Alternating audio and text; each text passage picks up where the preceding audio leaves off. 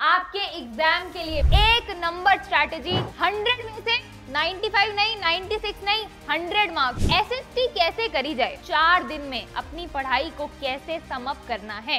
Hello everyone, welcome to the class में आपका स्वागत है। आज ये एक टिपिकल क्लास नहीं होने वाली है। हम इसमें डिस्कस करने वाले हैं आपके एग्जाम के लिए बिल्कुल एक नंबर स्ट्रैटेजी, जिससे आप हासिल कर पाओगे 100 में से 95 नहीं, 96 नहीं, 100 मार्क्स। अगर आपने थोड़ी सी भी पढ़ाई करी है पहले, तो ये वीडियो में आप बिल्कुल सही आए हो। इसमें हम डिस्कस करेंगे आपको 4 दिन में अपनी पढ़ाई को कैसे सम अप करना है। तो सबसे पहले मुझे उम्मीद है कि आपका इंग्लिश का एग्जाम और साइंस का एग्जाम बहुत अच्छा गया होगा। अगर अच्छा नहीं गया है, थोड़ी बहुत मार्क्स कट रहे हैं, कोई बात नहीं, आपके एक्सपेक्टेशन से ज्यादा ही मार्क्स आने वाले हैं, बिल्कुल चिंता मत करना। लेकिन आज हमारा मोटो है कि एसएसटी कैसे करी जाए, किस तरीके से हम एसएसटी को करें जिससे आप लोगों के 4 दिन में ऐसा तगड़ा रिवीजन हो जाए और कुछ भी ना छूटे। जिसका रिवीजन कम है उसके भी मार्क्स अच्छे आ जाएं। और इस सब में मैं आपकी मदद कैसे करने वाली हूँ वो भी मैं यहाँ पे बताने वाली हूँ। चलो, यहाँ पे इस पीपीटी में कुछ भी नहीं है, इस थंबनेल के अलावा मैंने कुछ भी नहीं लिखा है। मैं अपने साथ एक नोटबुक लेके आई हूँ जिसमें मैंने लिखा है कि बच्चों के क्या क्या डाउट्स हो सकते हैं। तो वो मेरे सामने यहाँ पे क्वेश्चंस लिखे हुए हैं जो मुझसे different all over the time जितने भी बच्चों ने डाउट्स पूछे हैं कि मैम ये कैसे करना है, वो कैसे करना है, तो ये मैं यहाँ लिख कर आई हूँ। आपसे बात करते करते एक पॉइंट और याद आ गया, तो यहाँ पे वो भी लिख लेती हूँ। ठीक है, चलो अब देखो, सबसे पहले जो बच्चे क्वेश्चन पूछते हैं, सबसे पहले जो मेरे पास क्वेश्चन आता है स्ट्रैटेजी वीडियो के लिए, क्योंकि और मैं बता दूं एक नंबर स्ट्रैटेजी होने वाली है। इसके अलावा आपको ना कोई वीडियो देखने की जरूरत है, ना कुछ करने की जरूरत है। ऐसी स्ट्रैटेजी लेकर आई हूं ना कि आप अपने बोर्ड्स में देखने वाले हो 100 में से 100 इन एसएसटी। मेरे आए थे तो मैं आपको एक बिल्कुल ऐसे एक गारंटीड फुल प्रूफ प्लान बताने वाली हूं जिससे आप भी लेके आओगे 100 ऑन 100 इन एसएसटी। ओके, 100% आने वाले हैं आपके एसएसटी के अंदर, इसकी गारंटी मेरी है। तो बने रहना वीडियो के एंड तक। ओके चलो, स्ट्रैटेजी सबसे पहले डिस्कस कर लेते हैं। स्ट्रैटेजी क्या चाहिए है आपको इन 4 दिन के लिए। अगर हम बात करें तो आपके पास 20 तारीख है, आज 20 हो गई है, आज की रात अभी बाकी है ना। अब ये 4 दिन ऐसे गिनने हैं कि दिन और रात, यानी कि पेपर 8 दिन बाद गिन रहे हो आप। दिन में भी दम लगा के पढ़ना है, रात को भी दम लगा के पढ़ना है। थोड़ी सी नींद 6 घंटे ले लो, 8 घंटे मत सोना। जो टीचर बोल रहे हैं कि स्लीप इज इंपॉर्टेंट, ये वो, नो, 8 आवर्स की sleep is good, I agree, but अभी आपके एग्जाम को सिर्फ 4 दिन है। 6 घंटे सोगे तो भी काम चल जाएगा। अगर मैं मेरी बात करूं तो मैं उससे भी कम सोती थी, बिकॉज मेरे लिए सिलेबस कंप्लीट करती हूं अगर मैं, तो मेरे को एग्जाम टाइम पे एंजाइटी कम होती है, मुझे डर कम लगता है। नींद के साथ आई कैन कॉम्प्रोमाइज, पर वहां पे अगर मैं एग्जाम हॉल में जाने से पहले कॉन्फिडेंट नहीं हूं ना कि यार मैंने कुछ तो मिस कर दिया है, मैं पेपर नहीं दे पाऊंगी। तो सबकी स्ट्रैटेजी, जब हम आ रहे हैं स्ट्रैटेजी पे, तो सबसे पहले मैं आपको ये बताना चाहूंगी, पॉइंट नंबर 1, सिलेबस कंप्लीट करना है। इसलिए कह रही हूं क्योंकि बेटा नींद कम ले लोगे चलेगा, थोड़ा खेल कम लोगे चलेगा, इंस्टाग्राम कम चला लोगे चलेगा 4 दिन, लेकिन अगर आपने अपना सिलेबस कंप्लीट नहीं किया, सिलेबस कंप्लीट से मेरा क्या मतलब है, चारों सब्जेक्ट अच्छे से नहीं करे, history, geography, economics, political science आपने नहीं करा, आपने उसके बॉक्सेस नहीं करे, उसके पिक्चर्स नहीं करे, उसके मैप नहीं करे, उसके क्वेश्चन प्रैक्टिस नहीं करे इन 4 दिन में, तो क्या होगा, पेपर में जाओगे तो एंजाइटी होएगी कि यार ये तो करा ही नहीं था, और कल को मान लो वही क्वेश्चन आ गया जो आप छोड़ के गए हो, तो क्या तब याद आएगा यार 1 घंटा कम सो लेता तो काम चल जाता है ना। तो इसीलिए सबसे पहला पॉइंट जो याद रखना है वो है सिलेबस कंप्लीट होना चाहिए, चाहे फिर कुछ भी हो। सिलेबस कंप्लीट में सिर्फ ये नहीं आता कि रिवीजन करना है, जो बारीकियां हैं, सबसे ज्यादा जरूरी क्या है, जो बारीकियां हैं उसका ध्यान देना है, जिसमें क्या आता है, मैप वर्क आता है ना। जैसे मैप हो गया, पिक्चर्स हो गई, है ना, पिक्चर्स, इन टेक्स्ट क्वेश्चन हो गए, ये क्वेश्चन पे बहुत ज्यादा फोकस करना है। रिवीजन का ये आपका बहुत बड़ा पार्ट है। अब आ जाते हैं इन दिनों पे। मैं आपको यहाँ पे परफेक्ट स्ट्रैटेजी नहीं बताने वाली हूँ, हर किसी के लिए स्ट्रैटेजी अलग है। मैं नहीं बोलूंगी कि 20 तारीख को ये पढ़ लो, 21 तारीख को ये पढ़ लो, 22 को ये पढ़ लो, नहीं, बिल्कुल भी नहीं। कोई और टीचर बोल रहा है मत मानना, अपने अकॉर्डिंग पढ़ो। आपके लिए क्या हार्ड है, अगर मैं थी जब 10th में, तो मेरी क्या स्ट्रैटेजी थी बता देती हूँ, वो आप अपने अकॉर्डिंग मॉडिफाई कर सकते हो। मैं यहाँ आपको नहीं लिख कर देने वाली हूँ कि बेटा 20 को ये चैप्टर कर लेना, 21 को ये कर लेना, नहीं, वो गलत स्ट्रैटेजी है। आप अपने अकॉर्डिंग करोगे कि क्या मतलब मेरे लिए कौन सा सब्जेक्ट हार्ड है। अगर मैं अपनी बात करूँ, मुझे चारों में से सबसे ज्यादा हार्ड तब वाले टाइम पे लगता था ज्योग्राफी और हिस्ट्री, है ना। पॉलिटिकल साइंस और इकोनॉमिक्स मेरे को इजी लगते थे। तो आपको जो सब्जेक्ट हार्ड लगता है ना, 20 की रात को आकर, है ना, ये पर्ल मैम की अकॉर्डिंग कस्टमाइज कर रही हूँ मैं, जो सब्जेक्ट हार्ड लगता है वो 20 की रात, यानी कि साइंस का पेपर दे दिया, आज रात को आके उस चैप्टर का वन शॉट एकदम अच्छे से उस चैप्टर को याद कर लेना। जो सब्जेक्ट हार्ड है ना, वो सब्जेक्ट आज ही करना है, ये याद रखना। ये 8 बजे वीडियो आएगा, अगर आप ये वीडियो देख रहे हो 9 बजे करने बैठ जाना, और आज ही करना है आपको जो सब्जेक्ट हार्ड लगता है। उसके बाद 21, 22 और 23, 14 को भूल जाओ, हमारे पास 14 है नहीं, पेपर हमारा 24 को सुबह है, ये आप मान के चलो। 21 को क्या करना है, 21 को आप लोगों को कोई भी 2 सब्जेक्ट करने हैं। मैं होती तो क्या करती, हिस्ट्री करती क्योंकि लेंदी है, प्लस क्या करती, इकोनॉमिक्स करती, क्यों, क्योंकि इकोनॉमिक्स बहुत इजी है, छोटा है, सब कवर हो जाता है। एक बड़ा चैप्टर और इकोनॉमिक्स करती, और तीनों दिन, यानी कि ये दिन मैं पिक्चर बेस्ड क्वेश्चन वापस सारे रिवाइज करती, तीनों दिन मैं मैप की प्रैक्टिस करती।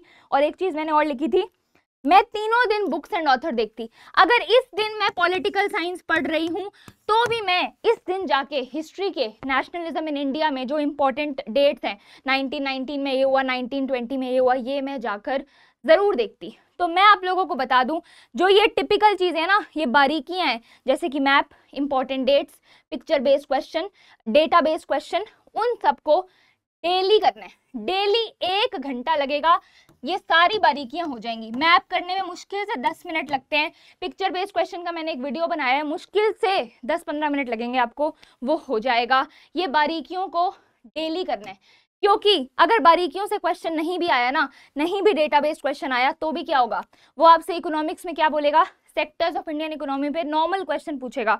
लेकिन अगर आपको डेटा पता है, आपने बारीकियां याद करी हैं, तो वहां जाके 5 मार्कर में क्या लिख कर आओगे, आप डेटा लिखोगे कि यार प्राइमरी सेक्टर का तो इतना शेयर है ना। अगर कोऑपरेटिव्स पे क्वेश्चन आता है, तो कृषक कोऑपरेटिव का नाम याद होना चाहिए। ये थी मेरी स्ट्रैटेजी की वीडियो, जिसमें बारीकियों को करना है डेली, हार्ड सब्जेक्ट को करना है आज रात को किसी भी हालत में। वो भी ज्योग्राफी में 5 चैप्टर हैं, तो 5 करने हैं। हिस्ट्री हार्ड लगती है तो 4 करने हैं।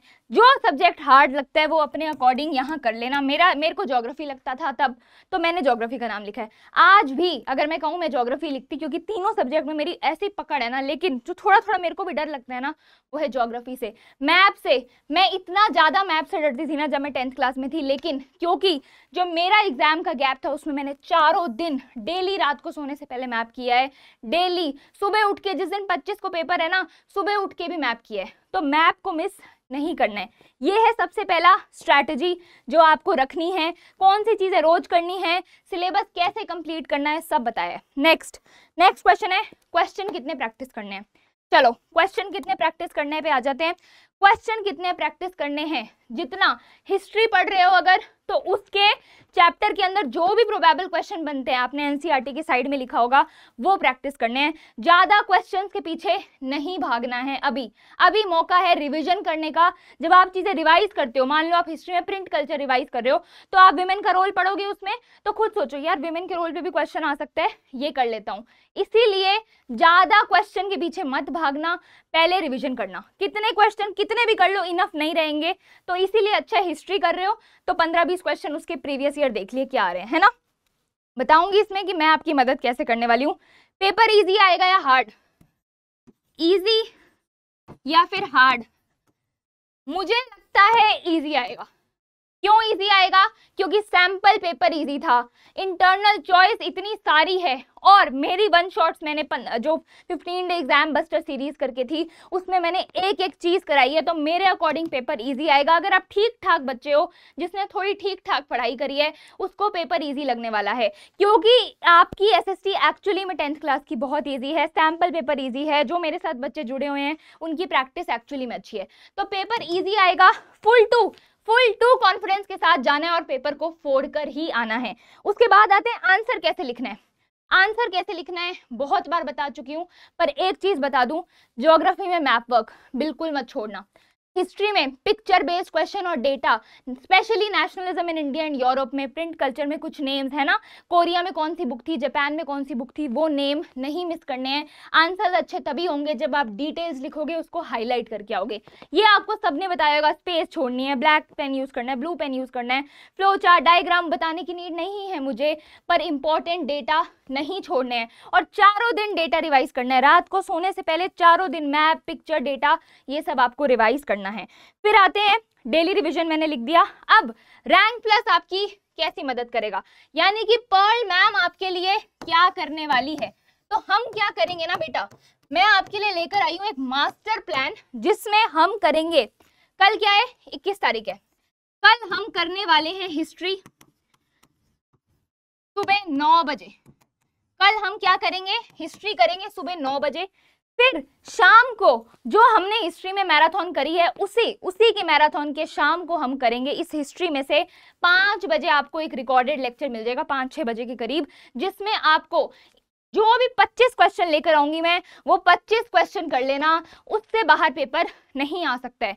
25 questions, I will bring 25 questions for you. जो हमने करा है हिस्ट्री में, हम जो भी करेंगे उससे 25 क्वेश्चन लेके आऊंगी, वो कर लेना। सेम हम रिपीट करेंगे 22 को ज्योग्राफी के लिए, सेम हम रिपीट करेंगे 22 को ज्योग्राफी के लिए।